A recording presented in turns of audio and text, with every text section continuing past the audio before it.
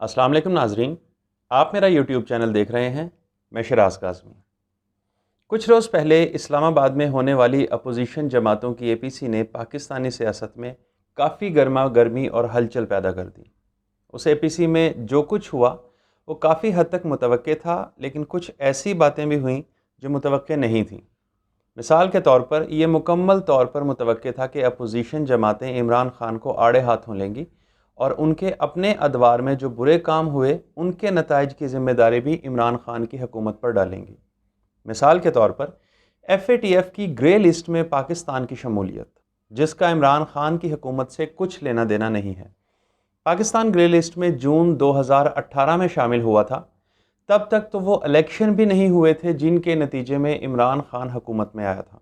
اگرچہ بہت سارے معاملات ایسے بھی ہیں جن کو کنٹرول کرنے میں عمران خان کی حکومت واقعی ناکام رہی ہے، جیسا کہ مہنگائی ہے، بے روزگاری، ڈالر کی قیمت، آٹے اور چینی کا بحران اور قلت، اور یہ ایسے معاملات ہیں جن پر واقعی عمران خان کی حکومت پر تنقید بنتی تھی، لیکن ان معاملات کو ایسے ہائی لائٹ نہیں کیا گیا جیسا کہ کیا جانا چاہیے تھا، کیونکہ یہ عام لوگوں کی زندگی سے متعلق تھا۔ یہ بھی متوقع تھا کہ کشمیر کے معاملے پر انڈیا کی پالیسی کا ذمہ دار عمران خان کی حکومت کو ہی ٹھہرایا جائے گا، اور وہی ہوا۔ کہا گیا کہ عمران خان کی حکومت نے کشمیر پر آواز نہیں اٹھائی، حالانکہ حقیقت یہ ہے کہ اس حکومت نے کشمیر کے معاملے کو جتنا ہائی لائٹ کیا اتنا ماضی کی کسی بھی حکومت نے نہیں کیا۔ ایک سال میں 3 بار اقوام متحدہ میں کشمیر کے معاملے کو اٹھایا گیا، ایسا ماضی میں کبھی بھی نہیں ہوا۔ اور اقوام متحدہ کے علاوہ ویسے بھی وزیر اعظم پاکستان عمران خان نے کشمیر کو اپنی تقاریر اور انٹرویوز میں اتنی زیادہ جگہ دی کہ یہ مسئلہ چند لمحوں کے لیے بھی انٹرنیشنل میڈیا سے اوجھل نہیں رہ سکا۔ الجزیرہ جیسے ٹی وی چینل کو انٹرویو میں بھی اس مسئلے کو اجاگر کیا گیا، لیکن اپوزیشن کی نظر میں عمران خان حکومت نے مسئلہ کشمیر کو ہائی لائٹ ہی نہیں کیا۔ اور یہ بات ان صاحب نے کی ہے جن صاحب نے اپنے انڈیا کے دورے میں کشمیری رہنماؤں سے ملاقات بھی گوارا نہیں کی، بلکہ اجیت دوول کے رائٹ ہینڈ سجن جندال سے سٹیل بزنس کی خاطر فیملی سمیت ملاقاتیں کرنے کے لیے پہنچ گئے۔ وہ صاحب فرما رہے ہیں کہ کشمیر کے مسئلے کو اجاگر نہیں کیا گیا۔ اپوزیشن کی APC کے بارے میں یہ بھی متوقع تھا کہ یہ گفتن نشستن برخاستن والا معاملہ ہوگا، بیٹھیں گے، شور کریں گے، حکومت پر تنقید کریں گے، حکومت کو ہر محاذ پر ناکام ڈکلیئر کریں گے، اگلے لائحہ عمل کے لیے مزید بیٹھکوں کا اعلان کیا جائے گا، جلسے جلوسوں، ریلیوں، دھرنوں، لانگ مارچوں کی دھمکی دی جائے گی، اور بالکل ویسا ہی ہوا۔ یہ بھی مکمل طور پر متوقع تھا کہ استعفوں کی صرف دھمکی دی جائے گی، استعفے دیے نہیں جائیں گے، اور اس معاملے میں بھی بالکل ایسا ہی ہوا۔ صرف ایک بات کی گئی کہ آخر میں استعفوں کا آپشن بھی زیر غور ہے، یہ والی بات کر کے معاملے کو گول کر دیا گیا۔ مولانا فضل الرحمان صاحب جو خود اسمبلی سے باہر ہیں، تو وہ چاہتے ہیں کہ کوئی بھی اسمبلی میں نہ رہے، بلکہ جس اسمبلی میں وہ خود شامل نہیں ہیں وہ اسمبلی ہی نہ رہے۔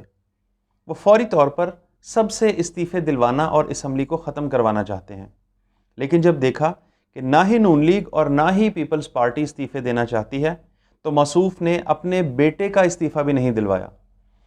ویسے مولانا صاحب نے جس اسمبلی کو جعلی قرار دیا ہوا ہے، اسی اسمبلی میں اپنے بیٹے اسد الرحمان کو ڈپٹی اسپیکر بنانے کے لیے سرتوڑ کوشش کی تھی، لیکن ناکام رہے۔ پھر خود کو اسی اسمبلی کے سر پر مسلط کرنے کے لیے صدر مملکت بننے کی بھی بھرپور کوشش کی تھی اور خود کو صدارت کا امیدوار بھی نامزد کروایا تھا۔ بہت جوڑ توڑ کیا، بہت ہاتھ پاؤں مارے، لیکن ناکام رہے تو اس اسمبلی کو جعلی قرار دے دیا۔ اس کا صاف مطلب یہ ہے کہ جس اسمبلی میں مولانا صاحب موجود نہیں ہیں وہ اسمبلی جعلی ہے اور اس کو ختم ہو جانا چاہیے۔ ہاں، اگر مولانا صاحب صدر یا ان کے صاحبزادے اسد الرحمان ڈپٹی اسپیکر بن جاتے تو پھر یہ اسمبلی جعلی نہ رہتی، پھر یہ ٹھیک ہوتی۔ یہ وہ تمام متوقع معاملات تھے جن کے بارے میں پہلے سے ہی واضح تھا کہ یہ سب کچھ APC میں ہوگا، لیکن کچھ ایسے معاملات بھی تھے جن کے بارے میں متوقع نہیں تھا کہ وہ سب ہوں گے، لیکن وہ ہو گئے۔ جیسا کہ بلاول زرداری صاحب جس کو مودی کا یار کہتے رہے، جس کو غدار کہتے رہے، اس کو APC میں شرکت کی اور ورچوئل خطاب کی دعوت دیں گے، لیکن ایسا ہو گیا۔ پھر یہ بھی متوقع نہیں تھا کہ وہ دعوت قبول بھی ہو جائے گی، اور وہ قبول بھی ہو گئی۔ پھر یہ متوقع نہیں تھا کہ وہ خطاب مین سٹریم میڈیا پر نشر بھی ہو جائے گا، اور وہ بھی ہو گیا۔ یہ متوقع نہیں تھا کہ نواز شریف صاحب جس زرداری کو اپنی الیکشن کمپین میں معلوم نہیں کیا کیا کہتے رہے، زر بابا، 40 چور، ان کے بھائی شہباز شریف ان کے پیٹ پھاڑنے کے دعوے کرتے رہے، اور نواز شریف صاحب اپنے دور میں اعتصاب الرحمان سے اسی پر تشدد کرواتے رہے، اس اے پی سی میں اس کی تعریفیں کریں گے اور شکریہ ادا کریں گے، لیکن یہ بھی ہو گیا۔ پھر یہ متوقع نہیں تھا کہ جس 10-12 سال کے بلاول بھٹو کو اس کی والدہ کے ساتھ عدالتوں، پیشیوں اور کچہریوں میں دھکے کھانے پر میاں صاحب نے مجبور کیا، آج اس کو ہی جناب چیئرمین کہتے نہیں تھکیں گے۔ لیکن ایسا بھی ہو گیا، اور بلاول کی طرف سے بھی متوقع نہیں تھا، جو وہ کہتے تھے کہ نواز شریف ضیاء الحق کا بیٹا ہے، یہ امیر المومنین بننا چاہتا تھا اور میں اپنے بچپن سے اس سے لڑ رہا ہوں۔ تو جن سے بلاول اپنے بچپن سے لڑ رہے ہیں، اپنی ہوس اقتدار کی خاطر اس کو انقلابی بنا کر پیش کر دیں گے۔ لیکن یہ بھی ہو گیا۔ یہ بھی متوقع نہیں تھا کہ نواز شریف، جو خود پاکستان کی 5 منتخب حکومتوں کو سازش کے ذریعے گھر بھیجنے میں اعلی کار بنے ہوئے ہیں، ایک بار جنیجو کی حکومت، 2 بار محترمہ بے نظیر بھٹو کی حکومت، 1 بار یوسف رضا گیلانی کی حکومت اور 1 بار راجہ پرویز اشرف کی حکومت، ان سب کو مقررہ وقت سے پہلے سازش کے ذریعے ختم کرنے میں سب سے بڑے اعلی کار خود میاں نواز شریف صاحب تھے۔ اور اب جس اے پی سی میں بیٹھ کر وہ 6ٹھی منتخب حکومت کے خلاف سازش کر رہے ہیں، وہی اسی سازشی اے پی سی میں بیٹھ کر منتخب حکومتوں کی مدت پوری نہ کرنے کا دکھڑا روئیں گے۔ لیکن یہ بھی ہو گیا۔ یہ بھی متوقع نہیں تھا کہ وہ اپنے دور میں بلوچستان حکومت کے ختم ہونے کا شکوہ زرداری صاحب کے سامنے بیٹھ کر ہی کر دیں گے، اور چیئرمین سینٹ صادق سنجرانی کے خلاف تحریک عدم اعتماد کے ناکام ہونے کا شکوہ بھی بلاول زرداری کے سامنے بیٹھ کر کریں گے۔ اسی بلاول زرداری کے سامنے جس نے یہی تحریک عدم اعتماد ناکام ہونے پر صادق سنجرانی کو مٹھائی اپنے ہاتھ سے کھلائی تھی، اور یہ بات کسی سے ڈھکی چھپی نہیں ہے کہ اس تحریک عدم اعتماد کے ناکام ہونے کے پیچھے اسی بلاول زرداری کے والد محترم آصف زرداری صاحب کا جوڑ توڑ کار فرما تھا۔ لیکن یہ بھی ہو گیا۔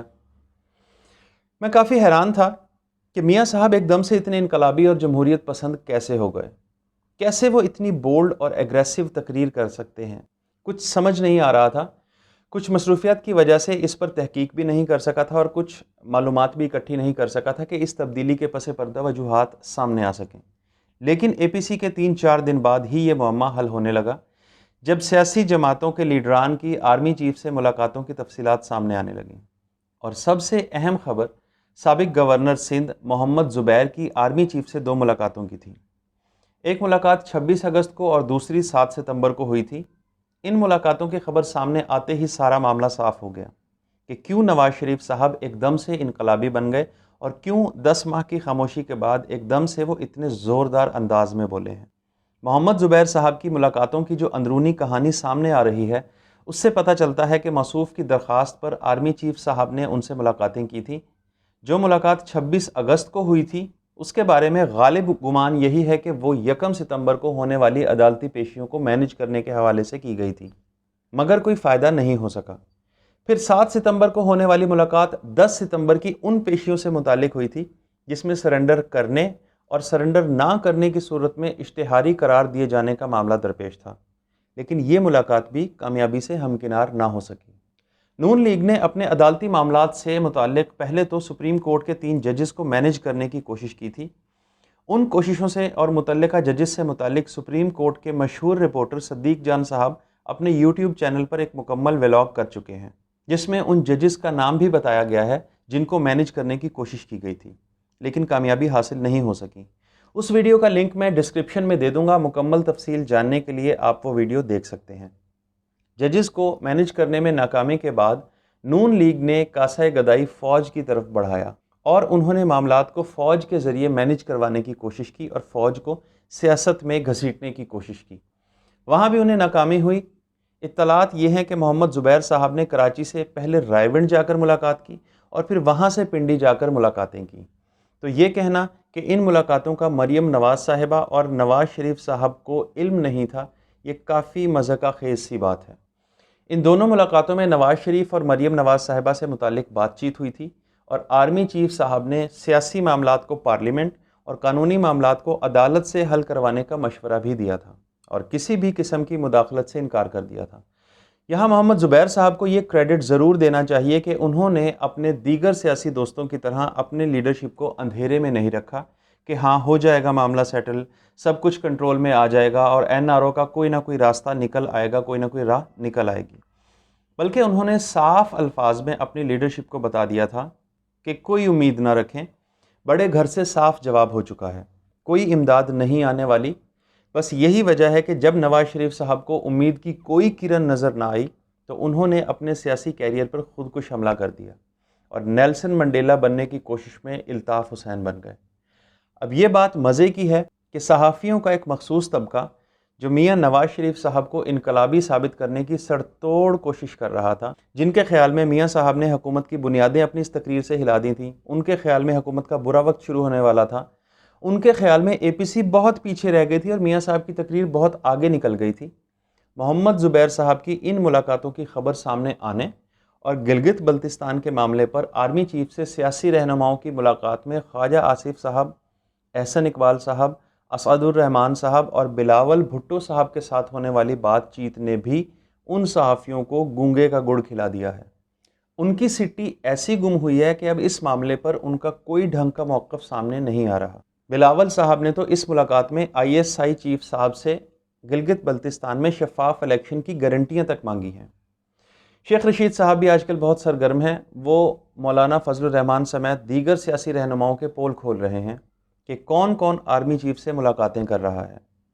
مولانا فضل الرحمان صاحب نے ایک پریس کانفرنس میں یہ بات ضرور کی ہے کہ کوئی ثابت نہیں کر سکتا کہ میری آرمی چیف سے ملاقات ہوئی ہے۔ انڈائریکٹلی انہوں نے ملاقات سے انکار نہیں کیا، بلکہ یہ کہا ہے کہ کوئی ثابت نہیں کر سکتا۔ مزے کی بات یہ ہے کہ مولانا صاحب کے اپنے بھائی عطاء الرحمان صاحب نے وسیم بادامی کے پروگرام میں ملاقات کا اقرار کر لیا ہے کہ ہاں ملاقات ہوئی ہے، لیکن کوئی فوائد حاصل نہیں کیے گئے۔ اسی طرح مولانا فضل الرحمان صاحب کی بات کی نفی خود مولانا صاحب کے اپنے سگے بھائی نے کر دی ہے۔ یہ سب کچھ ہو رہا ہے اب ہمارے ملک کی سیاست میں۔ اب یہاں یہ بات بہت کلیئر ہے کہ اس تقریر کے بعد میاں صاحب اب خود سے کبھی بھی پاکستان نہیں آئیں گے۔ تب تک تو بالکل نہیں آئیں گے جب تک انہیں یقین ہے کہ لندن میں وہ محفوظ ہیں، لیکن اگر پاکستان کی حکومت انہیں لانے میں کامیاب ہوتی نظر آئی اور میاں صاحب کو یقین ہو گیا کہ اب لندن میں بھی ان کے لیے جائے پناہ نہیں رہی ہے، تو پھر وہ دو میں سے کوئی ایک راستہ اختیار کریں گے۔ یا تو وہ گرفتار ہو کر پاکستان آنے سے بچنے کے لیے انقلابی بن کر خود پاکستان آ جائیں گے اور یہاں آ کر گرفتار ہو جائیں گے تاکہ لندن میں گرفتاری کی شرمندگی سے بچ جائیں، اور دوسرا راستہ یہ ہے کہ وہ علاج کے بہانے امریکہ چلے جائیں گے، جہاں وہ انٹرنیشنل اسٹیبلشمنٹ کی پناہ میں آ جائیں گے اور حکومت پاکستان کی برطانیہ کے ساتھ نواز شریف صاحب کو واپس لانے کے سلسلے میں کی جانے والی ساری کوششیں بیکار ہو جائیں گی۔ اب اونٹ کس کروٹ بیٹھتا ہے یہ آنے والا وقت ہی بتائے گا۔ اب تک کے لیے اتنا ہی۔ اگر آپ کو یہ ویڈیو پسند آئی ہے تو ویڈیو کو لائک کیجیے، چینل کو سبسکرائب کیجیے اور بیل آئیکن کو بھی پریس کیجیے۔ ویڈیو اور چینل کو اپنے دوستوں کے ساتھ شیئر کرنا ہرگز نہ بھولیے گا۔ ملتے ہیں آپ سے انشاءاللہ اگلے ولاگ میں۔